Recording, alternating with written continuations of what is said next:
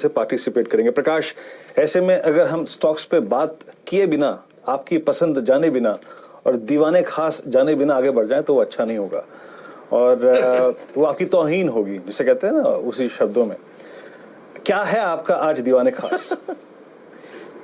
नहीं, आप की शेर व शायरी के आगे तो ऐसे भी कोई जीत नहीं सकता वीरू। सो अगर मैं नहीं भी देना चाहूँ तो वो खास पिक लानी ही पड़ेगी। और हमने पिछले हफ्ते जैसे बात की थी, CDSL की बात की थी, और मुझे गर्व है कि आज भी जो अब जो चर्चा होने लगी CDSL की लॉन्ग टर्म ट्रैजेक्टरी को लेके, शॉर्ट टर्म ट्रैजेक्टरी को लेके, तो नंबर्स अच्छे खासे जो एडअप हो रहे हैं वो आपको दिखेगा। आज जो मैं जिस चीज पे फोकस करना चाहता हूँ वो मुझे ये लग रहा है कि थोड़ा जो इग्नोर्ड सेक्टर है वहां अभी भी आपको जहाँ अपॉर्चुनिटी दिख रही है वो है फार्मा।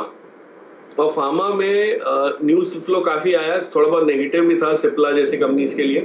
लेकिन मुझे लगता है अगर आप फार्मा में देखें तो एक कंपनी है इप्का, जो एफएनओ में ना होने की वजह से वॉलिटिलिटी कम रहती है, थोड़ी सी बोरिंग परफॉर्मेंस इसकी रहती है, लोगों को बहुत ज्यादा एक्साइटमेंट नहीं आती क्योंकि इसमें कोई बहुत उतार चढ़ाव इस टाइप का नहीं होता जो सन फार्मा में होगा या ऑरोबिंदो में होगा। ये लेकिन ऐसी कंपनी है जिसका जो पोर्टफोलियो है उसको अगर आप देखें और इसकी डोमेस्टिक सेल्स की जो ताकत है उसको देखें तो वो इतनी बेखूबी से इन्होंने और शांति से काम करते आ रहे हैं और ग्रोथ करते आ रहे हैं कि आपको कहीं ना कहीं इसमें जो है री रेटिंग, एक और फेज जो री रेटिंग का है वो ओवरड्यू सा है। और मुझे लगता है कि जैसे एलिम्बिक में हुआ था 3 महीने पहले, एलिम्बिक कहाँ था, 600 के नीचे था, आज 1000 की तरफ टच करने की तैयारी में है। वही चीज आपको ये इस टाइप की इप्का में दिखेगी इन टर्म्स ऑफ री रेटिंग। मैं ये नहीं कह रहा ग्रोथ वैसा ही होगा क्योंकि माहौल अलग है, बट इप्का पे फोकस करें। I think it can be a very promising bet, दोनों साइड से, शॉर्ट टर्म में भी और मीडियम टर्म में। प्रकाश दीवान साहब लॉरस लैब्स पर राय दे रहे थे। दीवान साहब कंप्लीट करिए प्लीज। उस समय मैं स्कॉट्स की बात कर रहा था इसलिए आपकी बात कंप्लीट नहीं हो पाई, लेकिन लॉरस लैब्स नए रिकॉर्ड्स पर बताइए, ये आपको पसंद है इस भाव पर?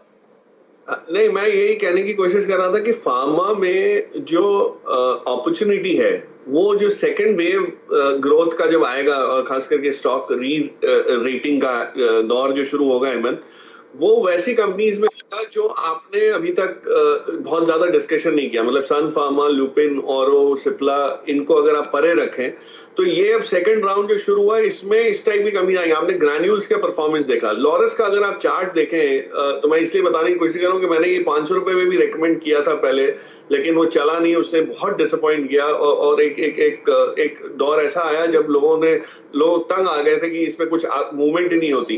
But the company business is such कि उसमें जो अब इनको जो मॉलिक्यूल्स इनके हैं और उसके जो मोनेटाइजेशन की प्रक्रिया शुरू हुई है, खास करके अफ्रीका के मार्केट में भी ये लोग काफी सक्रिय है। वहां पे अगर आप देखें तो इनको जो ग्रोथ हासिल होना शुरू हुई है यूएस में, अफ्रीका में, सब जगह से, और प्रमोटर्स ने भी अपना काफी हद तक जो प्लेज हटाया, सब किया, और जो चीजें होनी थी टेक्निकली और फंडामेंटली वो सब होते हुए जब दिख रही है तो आपको ये एक बहुत अच्छी ट्रैजेक्टरी में वापस स्टॉक आता हुआ दिखेगा। और मुझे लगता है कि इप्का, लॉरस, ग्रैन्यूल्स, इस टाइप के जो फार्मा के नाम है जो ज्यादा चलन में नहीं है, वहां पे एक आपको अच्छी खासी 20-25% की री रेटिंग वाली अपसाइड जो है वो बहुत अच्छी दिख सकती है। का भाव है और इसको बेचिएगा मत। आपकी क्या राय है इस स्पेस में, आपको क्या पसंद है? हेमंत, यही कहने की मैं कोशिश कर रहा था जो शुरुआत में कि जो सरकार जो काम कर रही है वो ये उसको कोई लॉकडाउन से इम्पैक्ट नहीं है, वो अपना डिसीजन मेकिंग का प्रोसेस इतना बेखूबी से चलते आ रहा है। और कॉनकॉर का जो विनिवेश है उसमें लोग भूल जाते हैं कि ये रेलवे की कंपनी है और एक जिसको कहते हैं ना वो है इट्स अ ब्लू चिप, जिसके अंदर इस टाइप की कंपनी बनाना कोई और किसी के लिए इतना मुश्किल हो जाएगा कि आप बना ही नहीं सकते, जो फैसिलिटीज इनके पास है, जो स्केल इनके पास है। तो मुझे तो लगता है कि इसमें हिस्सेदारी जो भी लेगा वो एक प्रीमियम अच्छा खासा आएगा और वो वैल्यू अनलॉकिंग उसके बाद होगी, वो तो बहुत ही तेज रफ्तार से होगी। सो मैंने ये मार्च के महीने में, मार्च अप्रैल में जब आपके साथ एक प्रोग्राम किया था, आप और हर्षदा थे, सुबह सुबह हम लोग ने ये बताया था कि इस टाइप की अपॉर्चुनिटीज आपको ढूंढनी है जो आगे चल के सरकार की डिसीजन मेकिंग से बेनिफिट करें। अब to add to your question, जो दो आपको चीज ऐसी अगर लगती है जो ले सकते हैं और रखनी है, उसका कारण भी बताऊंगा। उसमें से एक है राइट्स ये हमेशा मेरा फेवरेट रहा है। आईपीओ के टाइम से मैं इसके पीछे वो इतना पॉजिटिव रहा हूं, क्योंकि जो स्किल सेट इनके पास है, जो जो क्षमता इनके पास है एग्जीक्यूट करने की, वो बहुत कम पीएसयू कंपनीज के पास है। और इनकी ऑर्डर बुक देखें, इनके मार्जिन प्रोफाइल देखें, तो सारे में आपको विजिबिलिटी है कि हाँ, इनका बिजनेस जो है अगले 2-3-4 साल तक चलते रहेगा। और जो दूसरी कंपनी इसी सिमिलर उसकी जो है नेचर की, वो है इरकॉन।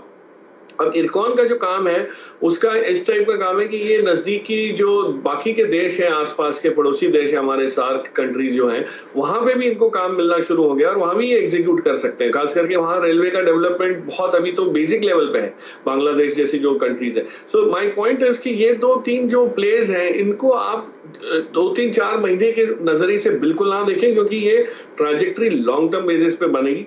और जब बनेगी तब आपको इनका हुलिया इतना अलग लगेगा कि शायद ये तब पहचान में भी ना आए, इनके स्केल और बैलेंस शीट की जो ताकत है उसको देखते हुए। सो आई वुड बिलीव ये दो को आप बिल्कुल अपने पोर्टफोलियो में रखिए संभाल के, और इनको ऐड करते रहिए। जब भी नीचे मार्केट गिरता है तो और कुछ ना लेने के बजाय आप ये ले सकते हैं। एक्सपेक्टेशंस कर रहे हैं, और आपको टेलीकॉम स्पेस में क्या पसंद आता है? भारती एयरटेल भी है, जियो भी है, और वोडाफोन आइडिया भी है। आप कैसे अप्रोच कर रहे हैं इसे? इवन लॉन्ग टर्म बेसिस पे Jio is my favourite, medium term basis पे भारती है, और शॉर्ट टर्म बेसिस पे वोडा है। तो बहुत क्लियर है ये चॉइस, इसमें कोई कंफ्यूजन नहीं है। बट मैं ये कहना चाह रहा हूँ, ये जो एजीआर रूलिंग की जो उम्मीद लग रही है, उसमें वोडाफोन ने जो खास करके जो 1000 रुपए का चेक दिया है, उससे एक बहुत वापस पॉजिटिविटी जगी है। उसकी वजह से प्राइस ऑलरेडी इंपैक्ट कर चुका है। लेकिन अगर आपको ये प्ले करना है तो बहुत ही सिंपल तरीका है, आप भारतीय इंफ्राटेल का फ्यूचर लॉन्ग कर सकते हैं, या ऑप्शंस ऑफ कोर्स हमारे एक्सपर्ट्स बता सकते हैं कि क्या है। उसका रीजन ये है कि सबसे बड़ी टेनेंसी वोडाफोन की जो है वो भारतीय इंफ्राटेल के पास है, और भारतीय इंफ्राटेल की रोजी रोटी वोडाफोन की एग्जिस्टेंस पे डिपेंड करती है। तो अगर वोडाफोन टिकेगा और ग्रो होगा या सर्वाइव करेगा, तो भारतीय इंफ्राटेल भी बहुत अच्छी तरह पनपने की उम्मीद उसमें बनती आपको दिखेगी। और वहां पे इतना अभी तक इंटरेस्ट आया नहीं है जो वोडाफोन ऑलरेडी आ चुका है। और वोडाफोन तो बैन में है, तो आप उसको ऐसे भी ट्रेड नहीं कर सकते एफएनओ के जरिए, बट इंफ्राटेल को आप डेफिनेटली कर सकते हैं। सो आई थिंक इसको रूलिंग को प्ले करना हो तो मेरे हिसाब से ये सबसे बड़ी एडवांटेजियस कॉम्बिनेशन बन सकता है।